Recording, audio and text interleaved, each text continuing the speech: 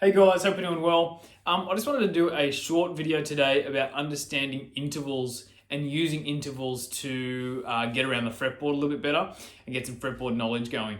I'm going to do this over a couple of videos. I was thinking about doing a longer one where I cover a complete view of the fretboard knowledge, but I'm going to keep this one short and just rely on intervals, and then later down the track I'll do a full view on fretboard knowledge because things cross over. I try to break it down into 5 parts: chords, scales, arpeggios, intervals and reference points, but I'm just going to cover the intervals here today.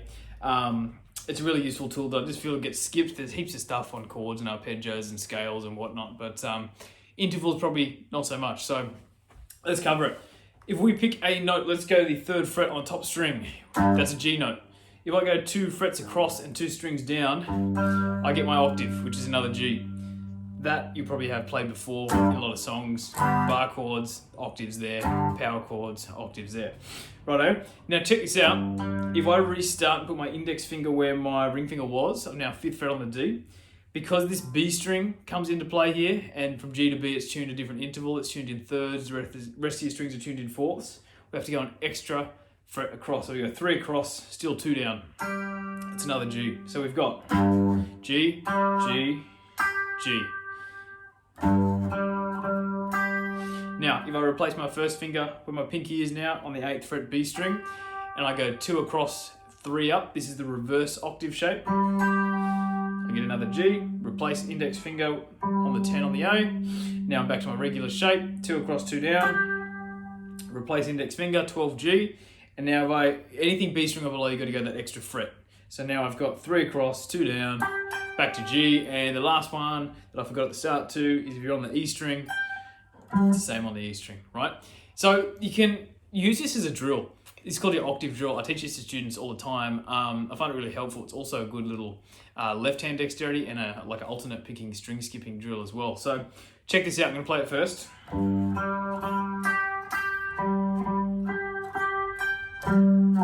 That was all the G's in a 12 fret span. You should, but I don't need to go further than that because once you get to that 15th fret, the fretboard just repeats, so it'll be the same up to the 24th or 22nd, however many you've got. So check this out. What I actually do with this one is I make sure, you notice I played each note twice, I didn't just go, that's fine, I know where those notes are so I can do that, but what I'd recommend is learn the shapes and the relative positions between the higher and lower octaves. So if I go, okay, shape 1, replace, shape 2, reverse shape, 3, 4, 5, restart. And obviously this one here too, 3rd fret down the bottom. The relevance of that is you can go up and backwards. If you just do this, you're just identifying individual positions and you can get lost when you move this around. But if you get those positions and those shapes, now I can go, okay, well, reverse shape. If I want to do all these in, say, let's pick A. I just start on G, G sharp A, exactly the same method. A, 2 across, 2 down, 3 across, 2 down, 2 across, 3 up, 2 across, 2 down, 3 across, 2 down, back at the start. They're all the A's. Now, taking this one step further, let's use intervals for a second. So, that is an interval, I guess it's a unison interval or an octave interval, but let's pick one. Let's pick the major third, right? So in the key of G, where we originally were, the major third is the B note. Let me pair these and take them up an octave. So I still think 2 across, 2 down, both notes, G and B. 3 across, 2 down, G and B. 2 across, 3 up, G and B. 2 across, 2 down. Now, we get an issue. This doesn't sound right. That's because it's a minor third. Now the B string comes into play here with that that extra interval that it's tuned backwards. It's only tuned in thirds. So we have to move that across to accommodate. So now we've got G and B both on the 12th fret. And then from there, you can get back to your starting point, G and B, G and B, G and B. Now this works with any interval, right? So let's pick a 5th, which is your power chord interval. 2 across, 2 down. 2 across, 2 down. Sorry, 3 across, 2 down. Then we go to reverse shape. We got 2 across, 3 up. 2 across, 2 down. Now, B string comes into play again. Extra fret across on that note. So you've just got to watch out for that B string. It's the same for anything when you're doing scales or chords or anything off a different string that you're not used to. You've got to accommodate and bring that one B string note forward.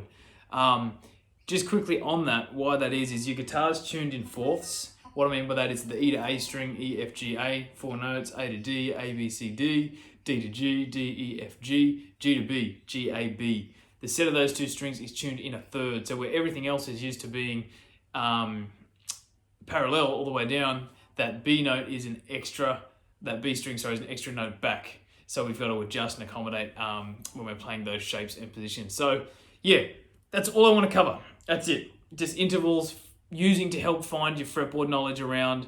Try it with all different intervals, yeah, like 3rd, 5th, 4th, 6th, 7th, whatever. Then start pairing them together. If you can do, say, the 1st, the 3rd, and the 7th, well, that's your shell voicing major 7th chord. So then you're looking at chord shapes. That's why I only wanted to stick with 2 today. So quick little video. I hope this helps. If you like this, just give us a comment down the bottom, and what I might do is a full video on fretboard knowledge, talking about chords, arpeggio, scales, intervals. I tend to go on and I'll get too deep and go on tangents, so I wanted to keep this short. It's probably better me doing individual videos on fretboard knowledge, but yeah, hope that closes the chapter for you guys. Enjoy, let me know if you have any questions, and I'll see you all soon. Thanks very much.